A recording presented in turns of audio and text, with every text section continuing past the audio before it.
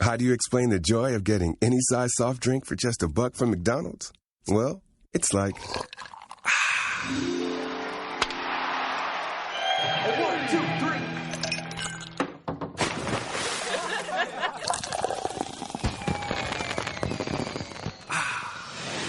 Yeah, like that. Get $1 any size soft drink from McDonald's. Joy included. Ba-da-ba-ba-ba. Prices and participation may vary. Cannot be combined with any other offer or combo meal. The following is a My Talk 1071 production. Oh, yeah? Yeah. Oh, you betcha, yeah. If it's made in Minnesota, who's making it and how? Yeah, you got that right. It's the Makers of Minnesota, focusing on the products and services uniquely made in Minnesota, and conversations with the makers, entrepreneurs, and innovators in Minnesota about how they conceived of their products and how they brought them to market. With Stephanie Hansen, it's the Makers of Minnesota. Hi, this is Stephanie Hansen, and we are here for Makers of Minnesota. This is episode 14. Thank you, everyone who's been sending in comments and listening about the stories of the Makers of Minnesota. It's been very fun to record everything. If you are just joining us, you can always follow our stories on Facebook. We've also got a Twitter account and an Instagram account. And you can find all the podcasts on Podcast One. You can find them on iTunes. They're also on the My Talk 1071 show page that we have for podcasts there. And you can find other podcasts, too. If you like what you're hearing, we've got 5 different podcasts for you to take advantage of. Today, I am here with Dean Phillips, who is a serial entrepreneur, I think is how I will introduce you, my friend. Serial, not as like the stuff you eat for breakfast in the morning. Not right. yet, Yeah, but I wouldn't constantly put it past you to be thinking about cereal as well. I think you and I first met, and maybe you don't even remember this, but we met, honestly, I think it was like 16 years ago when I was working at City Pages. I was an advertising sales manager. Oh, my gosh. And yeah. you were with Phillips Vodka. You're Mm-hmm. obviously, that's your family business. And you had just started playing around and inventing with a product called UV Vodka. Yeah, you got it. And I was very impressed with your team. You were kind of in a small office over in Northeast Minneapolis, and you were inventing these UV colored vodka flavors. And I thought, wow, that's so unique and so different. And lo and behold, UV vodka probably has become a fairly large seller of your business. It became a very big one. And that was just a reinvention of the old Phillips flavored vodkas from the 1950s. It's funny that like the things that are old become new again, right? It's absolutely true. You know, beverages, food and beverages are, and a lot of culture are just they're fashion. Yeah, and they come and go, and nothing is brand new. Everything is a new exploration of something old. So let's just talk about you for a little bit. Mm-hmm. You've lived in the Twin Cities your whole life. Is that my correct? whole life, yeah. I read a little bit about you before you came in. I did not realize that you were adopted, that your father died in Vietnam. That's right, yeah. And you were 6 months old at the time? 6 months old, mm-hmm. And then your mom got remarried, right. And she remarried Eddie Phillips, who was your father, who has since passed from cancer. Mm-hmm. I have to tell you, I do a lot of work with Surtics and have over the years, and the Surtics family's been selling liquor there since 1934. Mm-hmm. And people really in the Northeast area kind of appreciate Surtics because they've done a lot for the neighborhood and they're characters in their own right, right? Mm-hmm. And I remember Mr. Surtick Jim Surtick telling me what a phenomenal guy Eddie was. Mm. And, you know, Surtick's always has funny stuff to say about people in the liquor business, and it's kind of a funny business because you get a lot of characters, but he really just talked so much about how generous your dad was and what a neat, fun guy he was. Tell me a little bit about your dad. He was an amazing, amazing man. And did you always think so? I mean, even when you were a teenager? Yeah, I mean, I don't want to be that one guy who says, I always love my dad, or both my parents. My mom's amazing, too. I'm an amazingly lucky guy. And not just because Eddie adopted me when I was a little boy, but because he was an extraordinary father and then a business partner and mentor and just an extraordinary guy. And he embodied everything that his father and parents and grandparents before him, the values and principles that are important. And business has always been really a means to an end for us. And philanthropy is the end. And he really embodied that. When he would create success, we shared it with our employees. and with the community, and that's really what drives me to this day. So I thank him every day for that blessing. Did you have brothers and sisters as well? Yeah, I have a younger brother, Tyler, who is a physician in Los Angeles, the smart one in the family. every family needs a doctor and a distiller, right? And then I have a younger brother and sister, JJ and Hutton, who are in college right now. So. Gosh, a lot younger. A lot younger. Okay, I kind of have that family too. I have a brother that's like 24 and a brother that's 25 and a sister that's 50. Oh, bingo. Yeah. Yeah, and mine are 22. Kind of so it makes us normal families. And it's fun. In this day and age. Yeah, it's fun to have like a whole new generation of people that are your family that you get to spend time with and hear their viewpoints on things. Absolutely. I've got great brothers and sisters. So you go to college, and then did you join the family distilling business right away? Well, when I was so my first job I was probably about 14, was at the old Phillips plant in North Minneapolis, and I worked in Northeast Minneapolis. I'm sorry, and I worked in the print shop. I printed menus for bars and restaurants. That's funny. And worked in the warehouse, and little did I know at the time, but my father was affording me some early experience in the business. Sure. And when I graduated from college, I expected to go right into the business. And he said, "Nah, you got to go make your mistakes somewhere else and learn business from someone else." Were you mad? And earn the right. Oh, I was furious. Yeah, I think imagine. Probably the only time in my life I can tell you I was really, really upset with my dad. Because you really had no idea that was coming. You just thought, okay, this is what I'll do. I felt, I was a young guy out of college. I felt somewhat entitled, and this is what he had done, and his father before him, and his father before him. And it was the best gift he ever gave me, was to go do something else. So I got a job with a small bicycle apparel manufacturer called In Motion. We made bicycle apparel that had a liquid-filled bladder that was sewn into like bicycle shorts and gloves and saddles to make it a little more comfortable. And it was a startup business, and I learned so much from that experience. And they manufactured their own like shorts and shirts, and then didn't they manufacture it here locally too? Yeah, we did it locally. So funny. There was a woman that I interviewed right before you today. Yeah.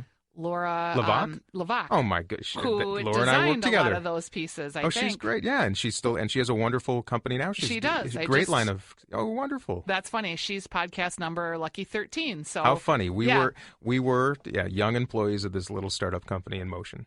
And I'm sure she said the same thing. That's where we learned how to be entrepreneurs. She talked about it a lot and how it was really a life-changing situation for her, just learning actually how to do things, how to manufacture a product, how to take a design and bring it to market. So how long did you work there? So I worked there for about 2.5 years, and then approached my father again and said, "I think I'm ready." And he said, "Well, you're ready if you're willing to work in the warehouse and work on the production line. And if you promise to go back to school and pursue an MBA," and laid out the ground rules. And I said, sign me up. Okay, so he made you go back and get an MBA. That's interesting. Did he have an MBA? He had a law degree. Okay. And recognized that when you work in a family business, the greatest challenge is to earn the respect of those with whom you work. Yep.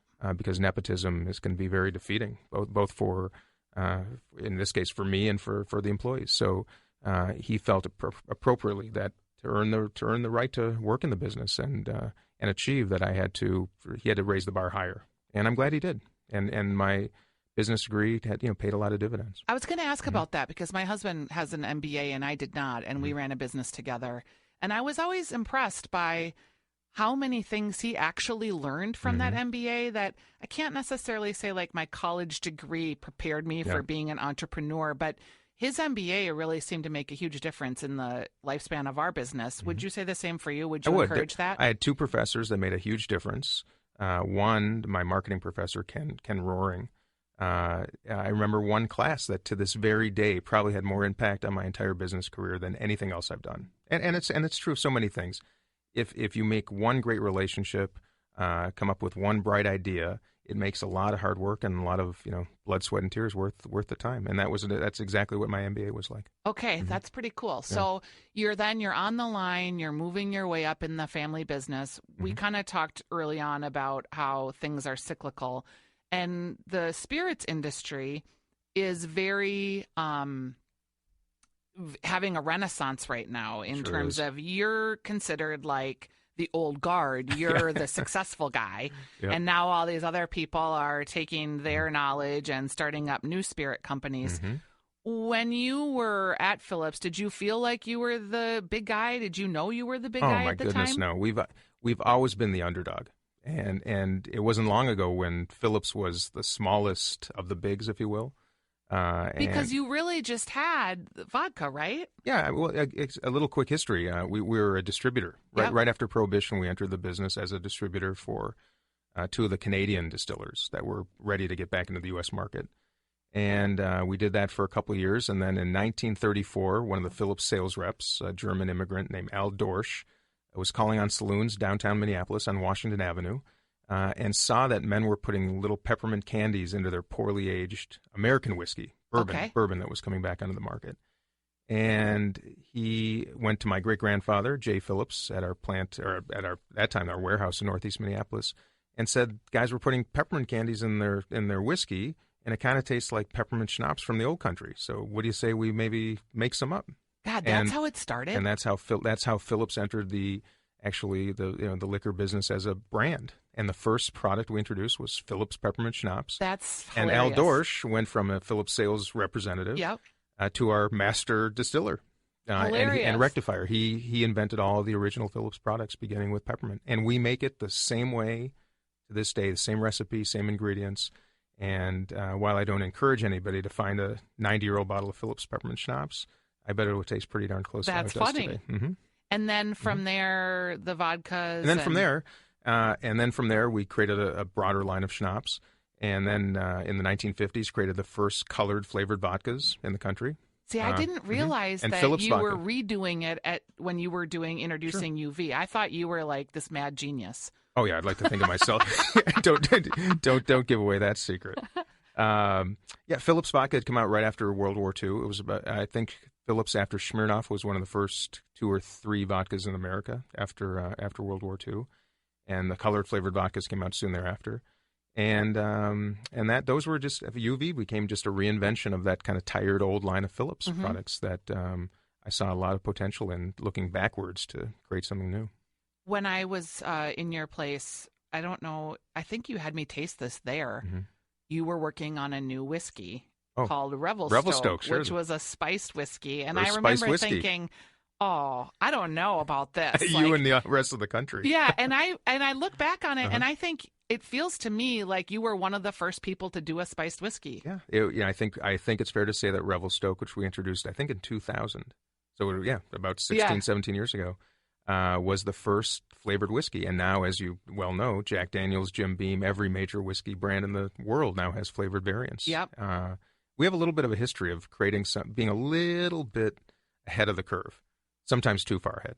It can be. It can happen, and then you have to wait to monetize your product. I've developed a few products that never got to market because we were too early. Great ideas that still may resurrect themselves somewhere down the road. But they say sometimes it's better to evolutionize than revolutionize. Yeah. But then again, Belvedere vodka was an example of something that was really my father's brainchild, that was the right product at the right time and created a whole new category. That's Certix has actually mentioned that product to me, just in the amazing ability of Eddie to actually bring a whole new category to bear with the premium vodkas.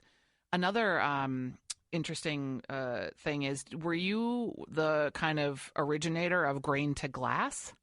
Well, I'd say Prairie vodka, which is probably the product of which I'm most proud of in my career so far. And was that literally yours? Like, did you concept that? And... Well, it was, first of all, nothing. You and your team, sorry. Ideas are cheap. Sure. Execution is hard. And while it was my brainchild, I mean, it took a village to bring to market. And we had sold Belvedere vodka. And the pendulum, I thought, would swing back from Belvedere and Grey Goose and Kettle One. These were sexy brands and highly distilled. How many times were they distilled, and what nightclub were they available in, and who was drinking them, and they were elevated. And Prairie represented almost something antithetical to that, which was small, local, and most importantly, the big differentiator was that it was the only, and to this day, I believe, the only vodka, or only distilled spirit that can trace its original grain back to the actual field that it came from. And we work with 3 family farms here in Minnesota exclusively that grow all the corn for Prairie. And much like a fine wine, when you enjoy a wine and you can actually go to the vineyard and see and touch and feel the dirt from which it came, that's true of Prairie. And I think we did start something that and I think it's just beginning, that trend in spirits to really better understand where it comes from and who made it. When we talk about spirits on our radio show, The Weekly Dish, our food show, Sure. There is this grain to glass movement, and people talk about the terroir of the spirit like they do of the wine. And now you're hearing about the terroir of coffee and of the rye of different types of beers and the hops. And it is really interesting, again, that everything is lifestyle, like you mentioned, and it's all kind of cyclical because we're getting back to really the roots of farming, right? Sure. Which is where a lot of this began. So you're sitting there, you're like at UV, you're at Phillips, you're running this company, and were you moving up the ladder all the way along with each product invention? Mm-hmm. Well, when we introduced Belvedere vodka, it changed our business considerably. And most of our resources and energy and leadership, including my father's, kind of went in that direction. Yep. And here was this tired but wonderful old portfolio of Phillips brands. And I have a very soft spot in my heart for history, local history and heritage, and the more I explored our archives and our old recipes and memorabilia, it inspired me to start using that as really the impetus to look forward, and that's where UV came from. That's certainly where even our flavored whiskeys, Rock and Rye, was something that Phillips and other companies made back in the early days in the 1930s, and it was simply rye whiskey with rock sugar and fruit in it, and essentially flavored whiskey. Yeah. How do you make spirits that are not universally loved? How do you make them more palatable to a new generation of drinkers? That was kind of the impetus, and that's where Revelstoke came from. Not to mention Captain Morgan was doing pretty well in rum with spiced. I figured, why not try the same in whiskey? And it became a playground. We hired a dynamic team of co-workers that. And we had a lot of blank whiteboard space and thought anything's possible. And we dwelled in possibilities and continually looked backwards to move forwards. And Prairie was probably the one that, ironically, was the only of its kind and in many ways very fashion forward. But ironically, not innovative at all. It was simply doing things the way it would have been done 100 years ago. Right. And then it becomes about marketing. So marketing. Are you good at marketing? Well, am I good at marketing?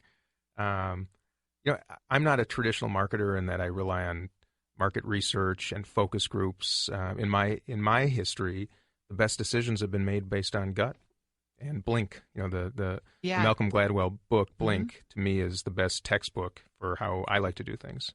How did you learn how to listen to your gut or listen to your intuition? Because I think many people have it, and it takes them a long time to figure out that it's worth tuning into.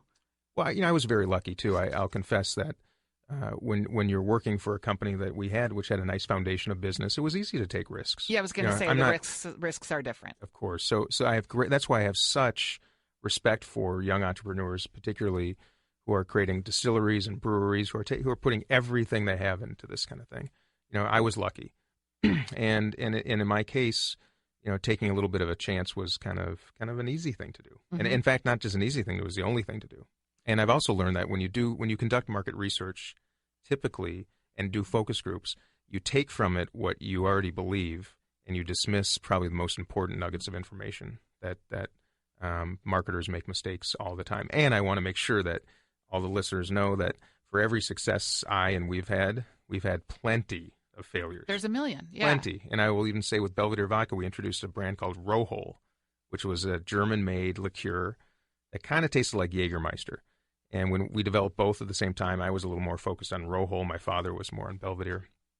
And I thought Rohol was going to be our big success. And Belvedere was going to be a disaster. Who was going to buy a $25 bottle of vodka?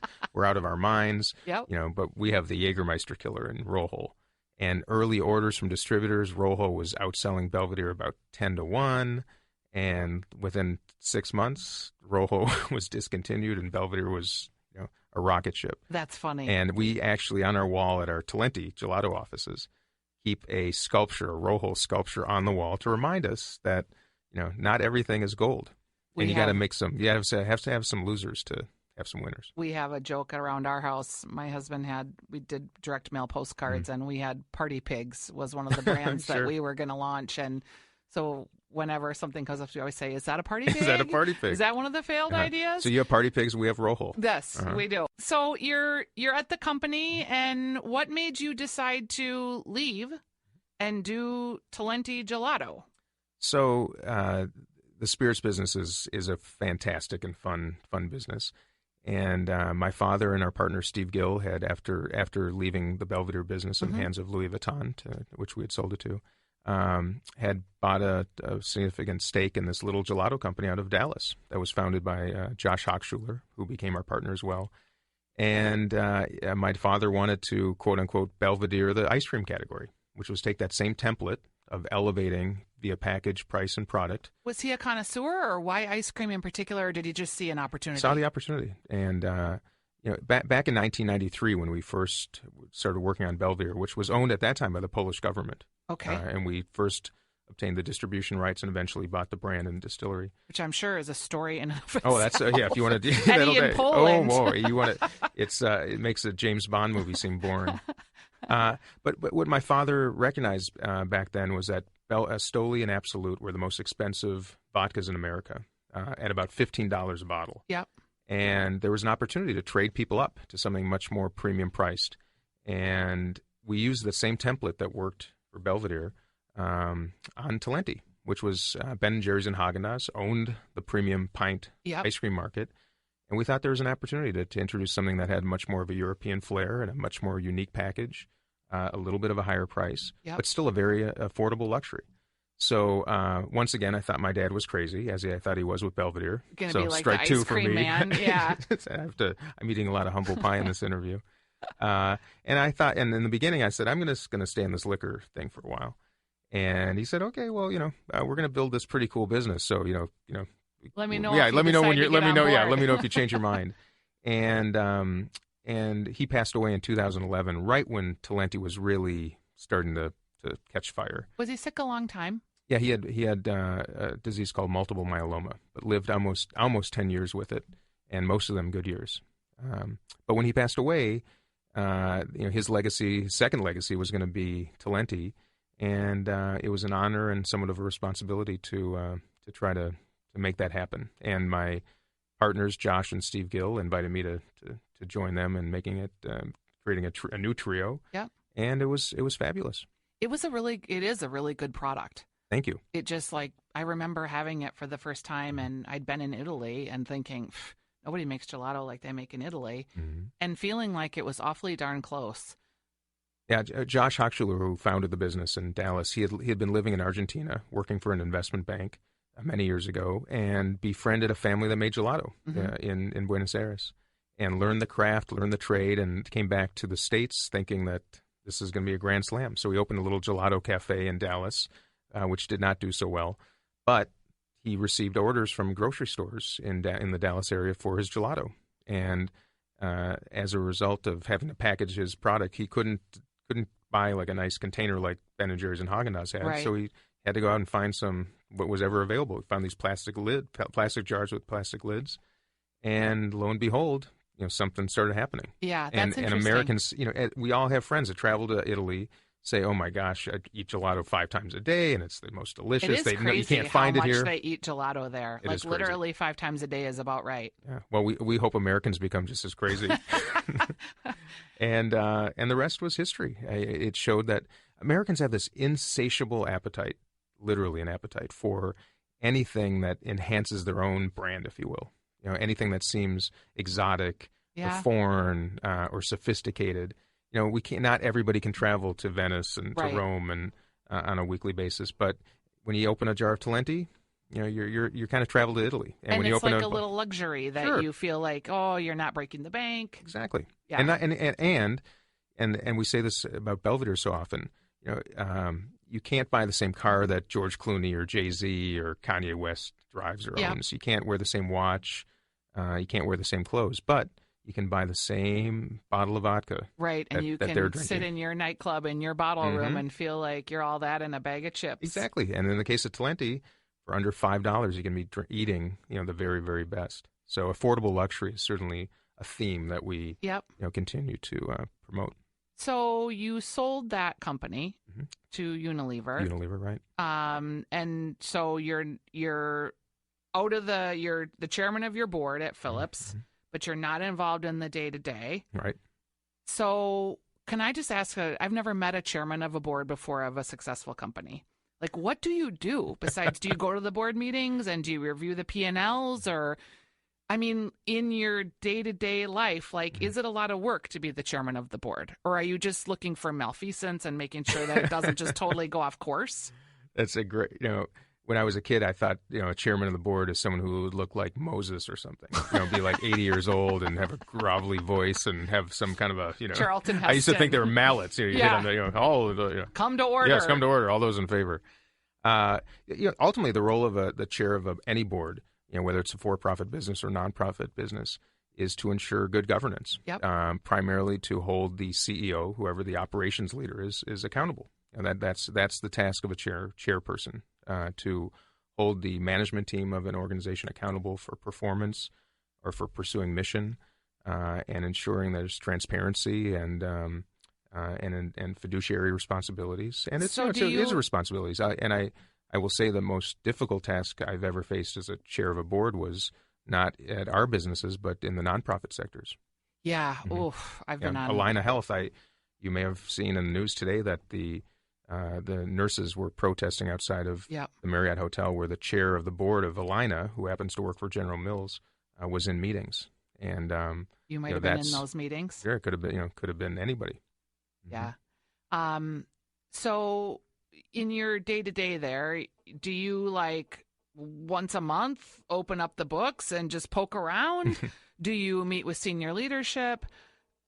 We've heard a lot about corporations that have not had good governance. Right. Wells Fargo is a recent example. Sure. And I would imagine you take to heart very seriously your family business and wanting to make sure that things are going the way they're supposed to.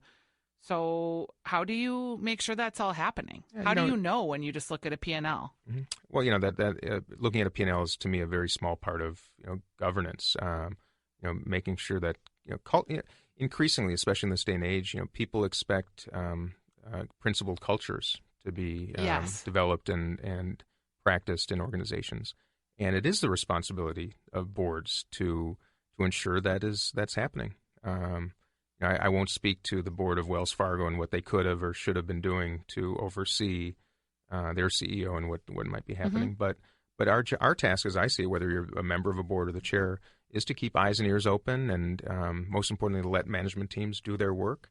But your task is to hold somebody accountable. Yeah. The way a voter holds a mayor, a senator, a governor, or a president accountable, and that's the task of a board. And if not, you vote them off. And being in a nonprofit board is, everything in nonprofit is so critical and mission critical because they're always dealing with.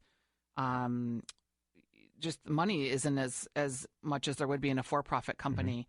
And it's, I don't know, I've learned a lot from being on nonprofit boards. Some of it awesome, some of it hell, but worthwhile in the end. When you're the person that has to decide to get rid of somebody that's worked there for 15 years, but that for the health of the nonprofit moving forward, that might be the best thing. It's hard to make those kind of recommendations, but that sure is. Do you think, and I don't mean to put you on the spot to speak to any specific wrongdoing at any company, but when I hear those stories about like the Wells Fargos, and I think about, I just watched the movie The Big Short, so big banking and Wall Street comes to my mind. I always wonder, like, shouldn't there be someone in these companies that has an inkling of what is going on, and shouldn't that be the leadership at the top? Because isn't that systemic of the way that the organization runs and how information is disseminated? Do you feel that way when you hear these stories? Like, hey, someone could have seen this? And I think well-managed organizations, again, for-profit or non-profit, should have cultures in which people who see or suspect wrongdoing can be supported in calling attention to it. Right. And but far too many organizations do not provide comfort or security for those who are willing to do the right thing. Yeah, and we have there are lots of examples of whistleblowers being persecuted instead of being saluted, and it is incumbent on boards and managers and everybody in companies to do the right thing. But I also recognize when people who are working at Wells Fargo who may have seen wrongdoing going on, they have families to feed and that bills the to pay. hourly people. Yeah, and that's why. So that's why I do think I will say that boards in this country and frankly I think in corporations around the world have become little clubs that love to sit around tables, but don't like to do the dirty work. And the dirty work is their responsibility, which is to look for and listen for and sense when things just don't seem right. And it's a little subjective. And in business school, you're trained to look at numbers, not to assess feelings as well. But I think there's a responsibility, and we're seeing what can happen at companies when the mission isn't pursued and when cultures are not formed correctly. And you talk about mission, and you talk about leadership, and I know you're involved in a lot of nonprofits. I've seen you at some galas, and we all go to these galas, and we raise money, which is good. Are you still involved with We Day? Yeah, We Day is, as Prairie might be the brand for which I have the most pride in my experience. We Day is probably the initiative of which I'm most proud. Did you start that? I didn't start it. It has been in Canada for many, many years. And it was started by a 12-year-old kid, right? Greg Kielberger, 12-year-old boy in Toronto, wakes up over his morning Cheerios one morning, reads the paper, and sees an article about a 12-year-old Pakistani boy who had been enslaved in a carpet factory. He had been killed by the owners of the carpet factory because he had spoken out against this slavery. And Craig started a little program at his school to try to raise money. He called some organizations and said, "I'd like to help." And they said, "Well, do you have mom or dad's credit card?" And he thought, this isn't the way I want to help. Yeah. So he started a little club at his school, which has become culturally embedded in Canada as an organization that essentially inspires philanthropy amongst youth. And throughout all the Canadian provinces, in all the major cities, there's an annual We Day, and and we talk about those galas that we go to. Yeah. We Day is simply the huge celebration for kids who are doing good in their community. And a dear friend of mine, David Stillman, came to me one day about 4 years ago and said, "You have to go check out one of these We Days in Canada." So flew my family up to Vancouver.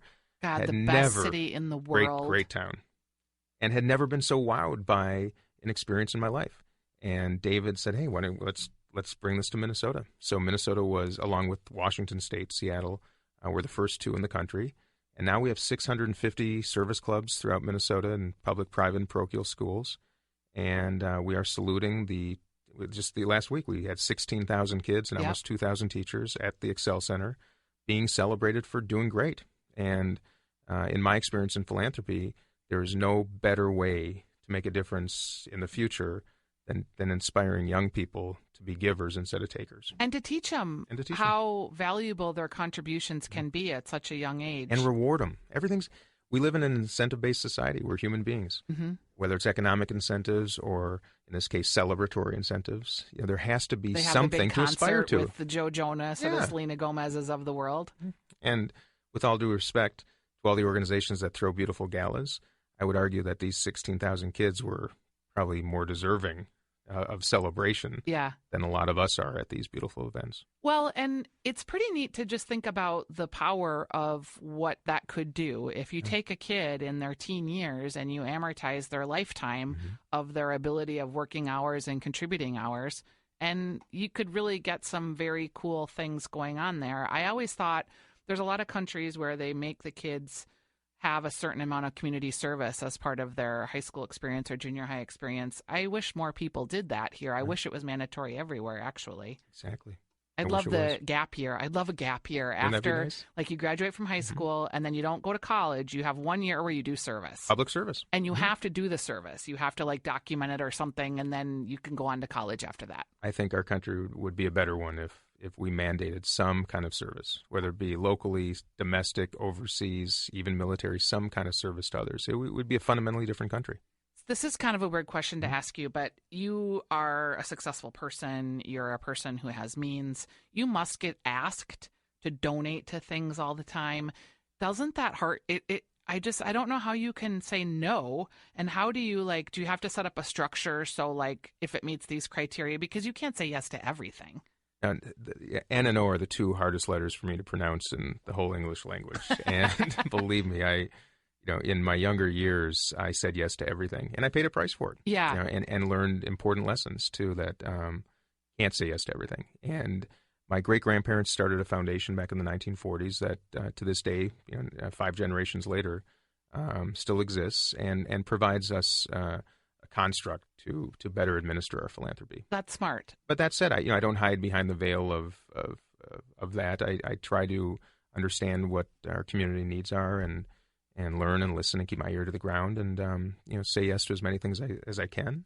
And it's like I look at philanthropy the same way I do at business, which are it's just the return on investments are different. When you invest in a for-profit enterprise, you expect a financial return. When you invest in a nonprofit or philanthropic enterprise, you expect some kind of a social return or improvement, and measuring those things are often complicated. And it's interesting when you talk about that there needs to be some social improvement or some gain of some sort. That became kind of a game changer in the last 15 years, people looking at nonprofits and saying, well, it's great that you're doing all this work, but what is the end result and how are we really impacting these people's lives that we're trying to help? Otherwise, we're just creating jobs for ourselves, right? That's true. Let's have some kind of an outcome. I know there's been a lot of outcome-based talk in the nonprofit world. There has been, but I would also argue, and I've learned this firsthand, that you can't always measure success, especially when it comes to philanthropy. How do you measure the improvement of a child's life? You can't. I don't know. And if you only look at paper and you only look at numbers, that doesn't tell the whole story. So it's no different than doing research on anything you might invest in, and to really go look and listen and understand and meet the beneficiaries. That I've learned recently, in fact, very recently, that the best way to identify those returns are not to look at reports, but to really go into the facilities or meet the people. Meet the people who are benefiting, because if you can change one life, that sometimes is the only return. Sometimes and oftentimes the only return you need to feel good. Yeah, and it's pretty easy, really, to change one life, isn't it? Helping a kid read for 1 hour a week. That is, really life-changing. That social impact is probably more profound than some of the millions of dollars that many philanthropists think are making big differences. It's funny you say that, because actually tomorrow I'm going to the Shakopee Valley Women's Prison to have a tour there. And one of the main things that they're finding is that helping them learn to read and their children, because a lot of these kids, they're born in the prison and then they're in foster system. Helping them learn to read is like the number one thing we can do to keep people from being imprisoned again. And it's pretty easy, right? It's easy. Talk a little bit about, I had your grandma was Dear Abby. She was. And she lived in 740 River Drive. The river. Sure. And my mother-in-law is 84 and moved into 740 about 4 years ago, right about when your grandma had died, I think. Okay. So we were looking at apartments and we toured her apartment. Oh, wow. Which was real interesting, because over the years she'd sort of morphed and taken up more spaces. So it was a sort of disjointed thing, but she had this very beautiful, like a vanity in her closet, which I remembered looking at that and thinking, wow, it was like a movie star. But did you have any idea how impactful that your grandma and subsequently her sister Ann Landers would be? We knew they were famous when we were growing up. There's no question that I didn't know how widely. I think some have told me that they were the most well-known women in the world It's in just so crazy, at the peaks isn't of their it? respective careers. And in fact, my grandmother Abby would often send me letters from teenagers my age. This is back 30 years ago, and asking just for perspective. She was notorious for identifying the expert in any field that she had a question in. And in the case of teenagers, of course, who would she turn to? But her grandkids. And she was extraordinary. But I will say that it wasn't until she passed away, and then I read the obituaries in the various media, that I recognized how she made some extraordinary early headway in social change. Yeah. In gay rights, women's rights, human rights, and civil rights. And I think her legacy, which is to some kind of comedic, giving advice through the newspaper, I think her real legacy was civil rights, and that I really honor her in a different way now that I recognize what she did. I think knowingly, but didn't receive a lot of credit for it at the time. Yeah, and just the way that she's still her kids still write the columns today. Yeah, my Aunt right? Jeannie Phillips is now writing the Dear Abby column. Oh, it's amazing that something like that has gone on so long. But I cool. tell you, if there's ever a business that will never go out of style, it's the advice business. Oh, I know. I should be a marriage counselor. I swear, I'm so good at it. All right, so I happened to run into you, and the reason we hooked up for this interview was I saw you at Spy House Coffee the other day, a coffee shop I really like. Love Spy House. And you mentioned to me that you're getting ready to start a new adventure. Do you want to talk about your next journey as an entrepreneur? And with great respect to Christian at Spy House, and I remain a fan of his and Spy House. In fact, we're going to be a customer of theirs. But we're starting a coffee shop business, coffee and crepes. Okay. And not unlike Talenti, where we brought a slice of Italian life to America. Every time I travel to France and walk the streets of Paris, crepes are ubiquitous, part of Parisian life, and it's almost like a French burrito, right? Yep. Morning, noon, and night, sweet and savory. They're delicious. Everybody loves them. And I encountered a friend of mine, Ben Hertz, who is another serial entrepreneur, a wonderful one at that. And he was contemplating a coffee business, and we thought, hey, why don't we combine the two? Sure. So we're opening our first Penny's coffee shop downtown Minneapolis here, hopefully in about 3 weeks, and we're going to give it a shot. Try to bring a little bit of European culture, both from a design perspective and quality perspective and food perspective to the Twin Cities, and see how it goes. And hey, you never know. Okay, I have to laugh and just you are picking the hardest industries. I mean, you in the liquor business, then in the ice cream business, which there were a lot of people in the ice cream business. You make it sound like it was just Haagen-Dazs and Ben & Jerry's, and those were the only premiums probably, but not an easy business, grocery in general. Mm-hmm. And now you're coming into the coffee business, where obviously we have Caribou right here, we have Starbucks, we have a lot of designer coffee shops that are doing pretty well. So what is the crepe? The crepe, the thing? The crepe.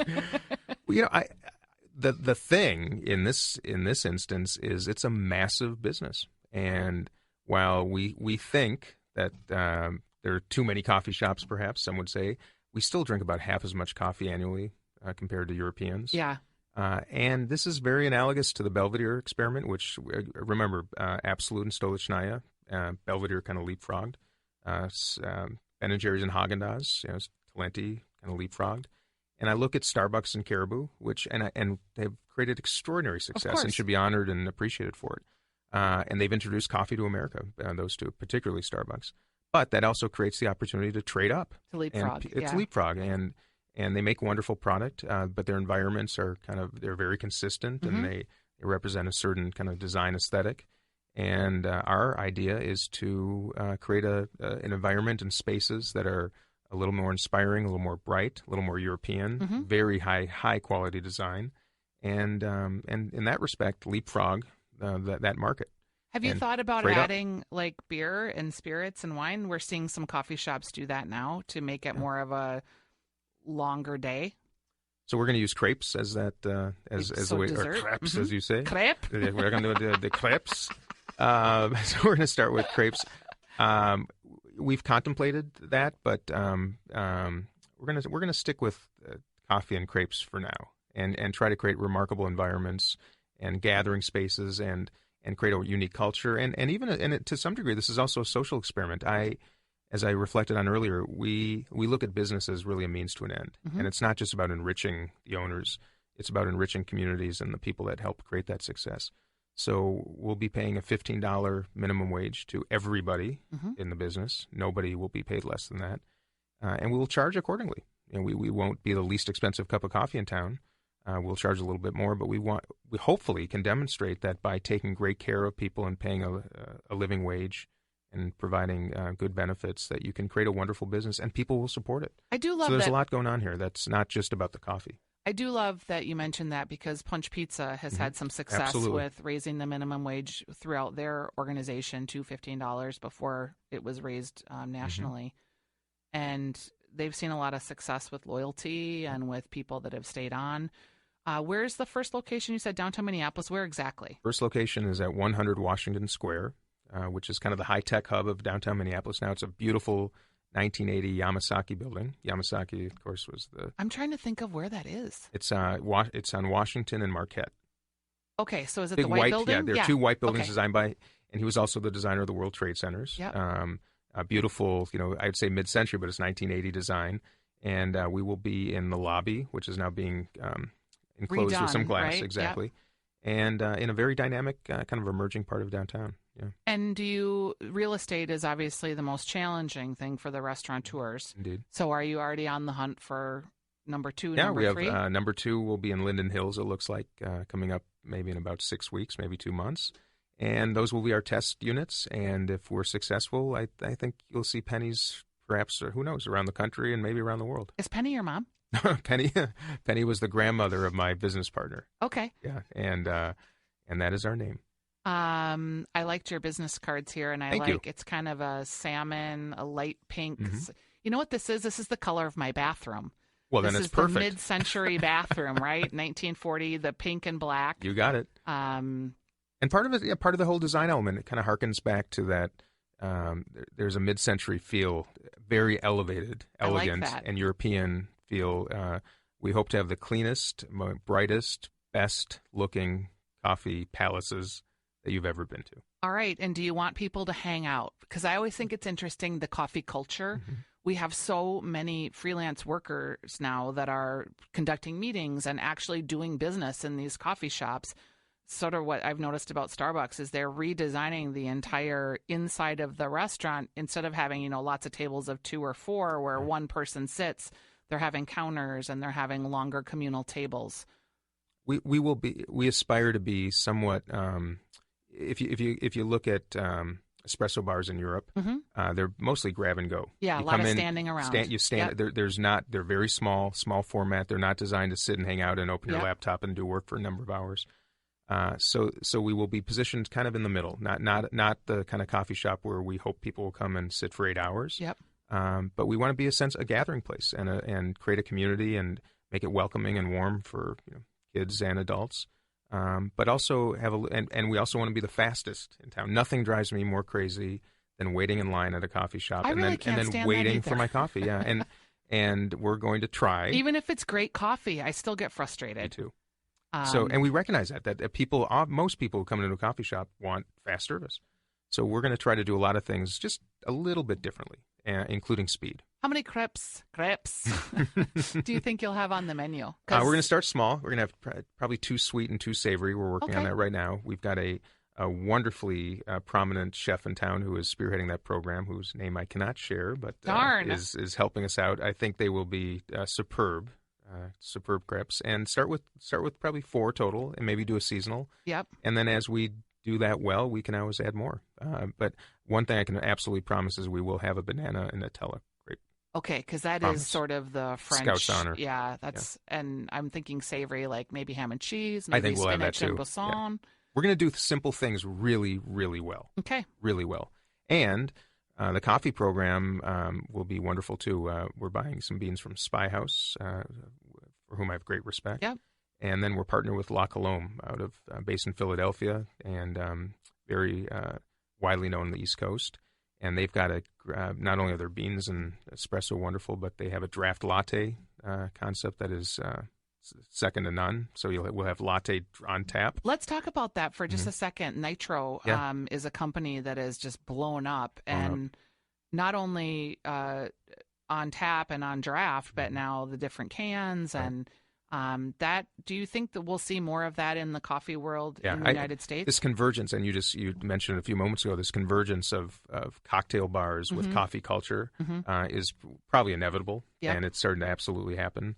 Kegging certain coffees, aging whiskey in coffee barrels, or aging Vice coffee versa, in whiskey sure. barrels. I mean, there's a The whiskey barrels are getting very hard to they're come getting by really for hard to you come by. distilleries. Tell me about it. So that convergence is interesting, and it all stems from this appetite that people have to understand the stories behind products, and Yeah. the way a coffee bean is grown, where it's grown, who grows it, is part of the story. and that's what you're drinking a story, and that's true in cocktails and spirits as well. So it's kind of I see that happening more and more, and coffee bars are, I think, becoming the next phase. Yeah, I think so too. Mm-hmm. One last question. Yeah. Your dad is remembered fondly by so many people, as is your grandmother.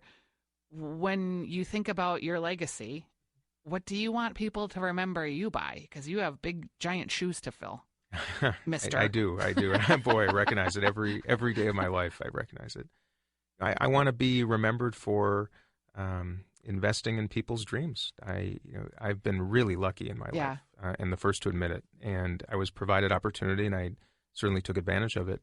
And I feel it's my responsibility to afford that to as many people as possible, particularly those who aren't as fortunate as I. And none of us have to look too far down the street or around the corner to see kids who, because of the color of their skin or the economic position of their parents, are relegated to what our culture relegates them to mediocrity. And I believe they all have the same potential. Yeah. And I want to be remembered as someone who did his best to either build businesses or share resources or inspire people to pursue their dreams. And that's what I hope my legacy will be someday. And I appreciate so much that you appreciate that